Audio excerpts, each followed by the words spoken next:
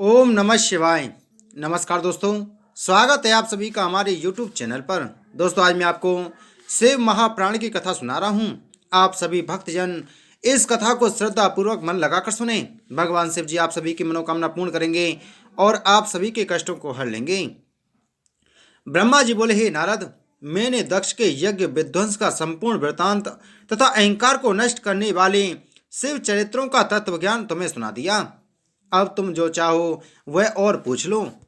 यह सुनकर देवर्षि नारद जी ने अपने दोनों हाथ जोड़कर ब्रह्मा जी की स्तुति एवं प्रशंसा करते हुए नम्रता पूर्वक कहा, हे पिता, अब आप यह बताइए कि जब शिवजी कैलाश पर्वत पर लौट गए उसके पश्चात क्या हुआ। ब्रह्मा जी बोले, हे नारद, जिस स्थान पर सती ने अपना शरीर त्यागा था उस स्थान पर एक परम प्रकाशवान ज्योति पुंज का उदय हुआ। वह ज्योति पुंज पश्चिम दिशा की ओर एक देश में गिर गया। तब उस ज्योति पुंज का नाम ज्वाला भवानी हुआ।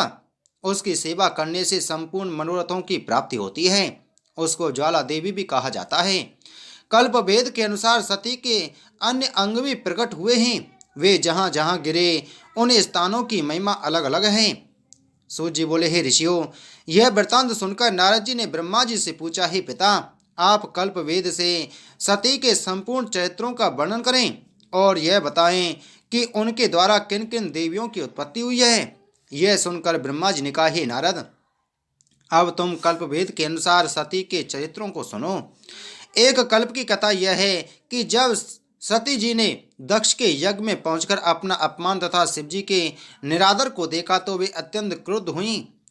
उन्होंने अपनी माता के पास पहुंचकर उन्हें बहुत समझाते हुए कहा, हे माता, इस यज्ञ स्थल में बहुत दुखदायी निग्न कर्म हुआ है। मैं अब अवश्य ही अपने प्राणों को त्याग दूंगी, जिसके कारण सब लोगों को बहुत दुख उठाना पड़ेगा। मेरी मृत्यु के पश्चात शिवजी के गण बहुत उपद्रव मचाएंगे और कोई भी व्यक्ति बिना दंड पाए नहीं बचेगा। तदुपरांत शिवजी भी मेरे वियोग में बहुत दुखी होकर तीनों लोकों में भ्रमण करेंगे।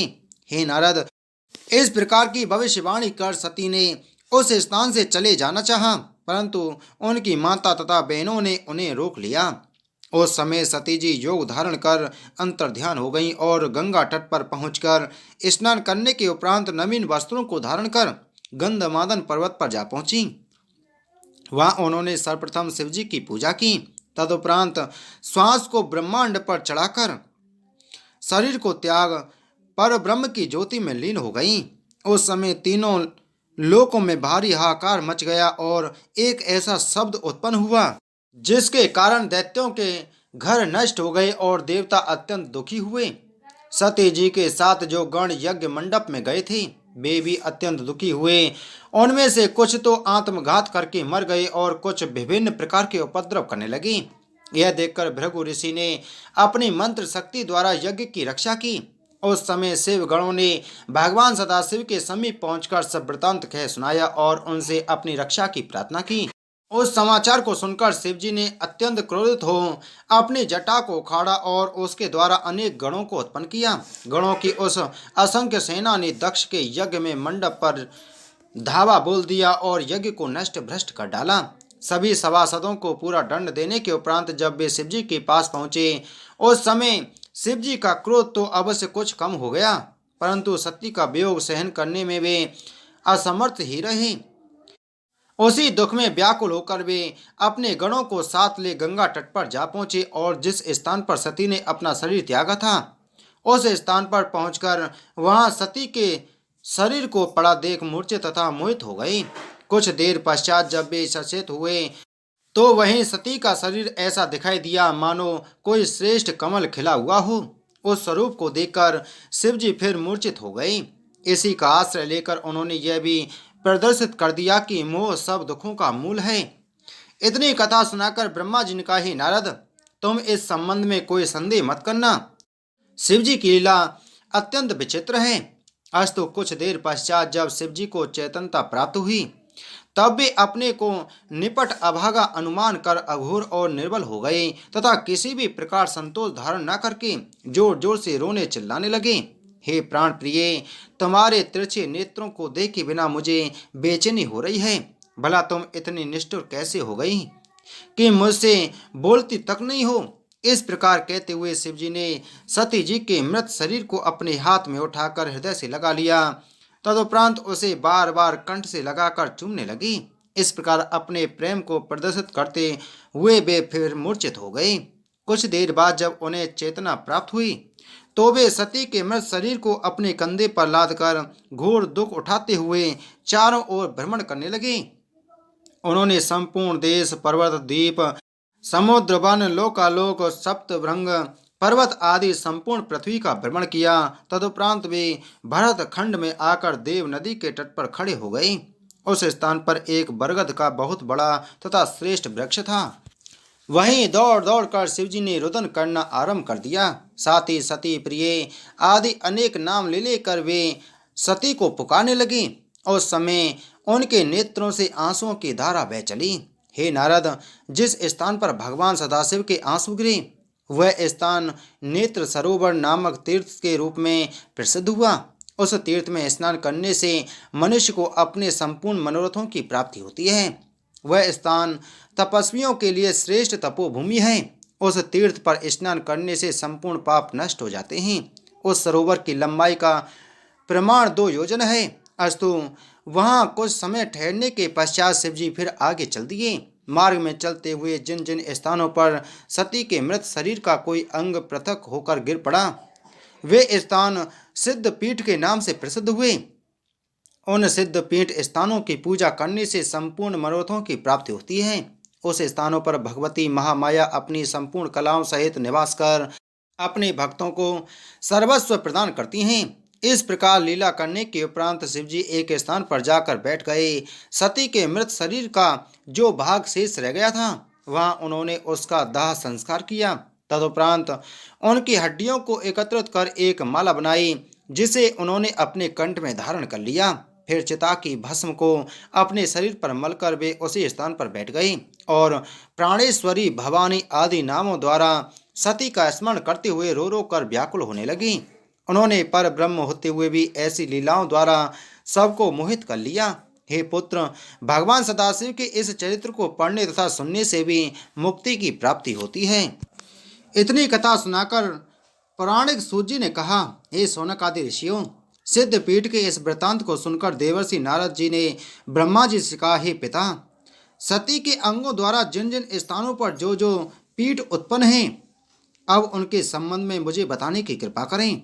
यह सुनकर ब्रह्मा जी बोले, हे पुत्र, सिद्ध पीठों का संपूर्ण वृतांत मैं तुम्हें सुनाता हूँ, तुम ध्यान देकर सुनो। देवपुर नामक परम रमणीक पर्वत पर सती जी के दोनों चरण गिने। उस स्थान पर महाभागा देवी प्रकट हुई। वहाँ कात्यायनी सिद्ध पीठ प्रकट हुआ। वहाँ भी शिवलिंग विराजमान है। मैंने, विष्णु जी ने तथा संपूर्ण सृष्टि ने उस स्थान की पूजा की। कामशैल पर्वत पर सती जी की योनि गिरी। वहाँ कामाक्षा नामक देवी की उत्पत्ति हुई। उन्हें काम रूपा भी कहा जाता है। हम सब लोगों ने उस सिद्ध पीठ की पूजा करके अपने मनोरथों को पूर्ण किया। सती जी की अग्नि द्वारा पूर्ण शैल पर्वत पर पूर्णेश्वरी भवानी शिवलिंग सहित प्रकट हुई। जलंधर नामक पर्वत पर सती के कुछ गिरे जिससे वहां चंडी नामक देवी का सिद्ध पीठ प्रकट हुआ। गंगा जी के तट पर भी सती जी का एक अंग कट कर गिरा जिससे उस स्थान पर बागीश्वरी देवी का आविर्भाव हुआ। इसी प्रकार सती जी के अंग प्रत्यंगों के गिरने पर बहुत से सिद्ध पीठ प्रकट हुए। उन सभी स्थानों पर शिवलिंग भी स्थापित हुए हैं। मैंने, विष्णु जी ने तथा अन्य सभी देवताओं ने उन सिद्ध पीठों का पूजन कर संपूर्ण मनोरथों को पूर्ण किया है। जो व्यक्ति इन सिद्ध पीठों का पूजन करता है उसकी सभी अभिलाषाएं पूरी होती हैं। हे नारद, शिवजी ने सांसारिक मनुष्यों के विशेष उपकार के लिए यह लीलाएं की हैं क्योंकि वे अपने भक्तों को भुक्ति मुक्ति प्रदान करने वाले हैं। शिवजी तथा भवानी संपूर्ण सृष्टि के माता पिता हैं। तीनों लोकों में उनकी समता का कोई स्त्री पुरुष नहीं है। वे दोनों लोक परलोक का सुख प्रदान करने वाले हैं और तीनों लोकों में सबसे बड़े हैं। इस प्रकृति का मूल जगदम्बा सती द्वारा ही है। मैं तथा विष्णु जी आदि सब देवता उन्हीं भवानी के सेवक हैं। शिव जी साक्षात परब्रह्म, निर्गुण, सगुण तथा अपरमेय हैं। शिव तथा भवानी की सेवा करने वाले मनुष्य भवसागर से पार हो जाते हैं। हे नारद, दक्ष के यज्ञ में शरीर त्यागने के पश्चात सती जी ने पर्वतराज हिमाचल के घर उनकी मैना नामक पत्नी के गर्भ से जन्म लिया। वहाँ उन्होंने अनेक प्रकार की श्रेष्ठ लीलाएं करके अपने माता पिता को बहुत आनंद दिया तथा उनकी आज्ञा लेकर शिव जी की तपस्या की। फिर शिव जी के साथ ही उनका विवाह हुआ। उन्होंने शिव जी की अर्धांगिनी होकर देवताओं के संपूर्ण दुख दूर किए। फिर शिव जी की उपासना करके अपने शरीर का रंग गौर कर लिया। हे नारद, शिव और शक्ति अपने भक्तों पर प्रसन्न होकर उन्हें सब प्रकार के आनंद प्रदान करते हैं। वे संपूर्ण सृष्टि के माता पिता हैं और उनसे बाहर कोई भी नहीं है। जब प्राणी के मन में यह विवेक उत्पन्न हो जाता है और इस प्रकार की भली भांति ज्ञान हो जाता है कि शिव और शक्ति ही सृष्टि के मूल कारण हैं, तब वह सांसारिक बंधनों से मुक्त होकर परम पद को प्राप्त कर लेता है। मैं उन्हीं की कृपा प्राप्त करके सृष्टि को उत्पन्न करता हूँ और उनकी ही शक्ति पाकर विष्णु जी संसार का पालन करते हैं।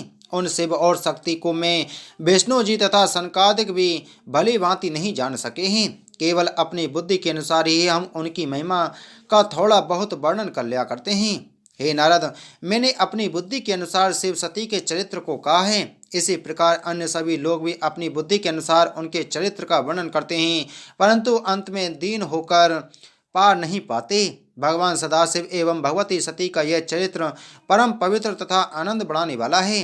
इसको सुनने से कीर्ति तथा आयु की वृद्धि होती है। यह चरित्र संपूर्ण पापों को नष्ट करने वाला तथा शत्रुओं पर विजय प्राप्त कराने वाला है।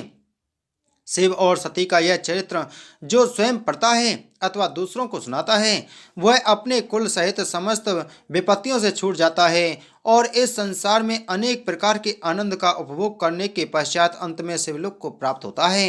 हे नारद, मैंने तुमसे यह सब चरित्र कहा, अब तुम और जो सुनना चाहते हो उसे बताओ।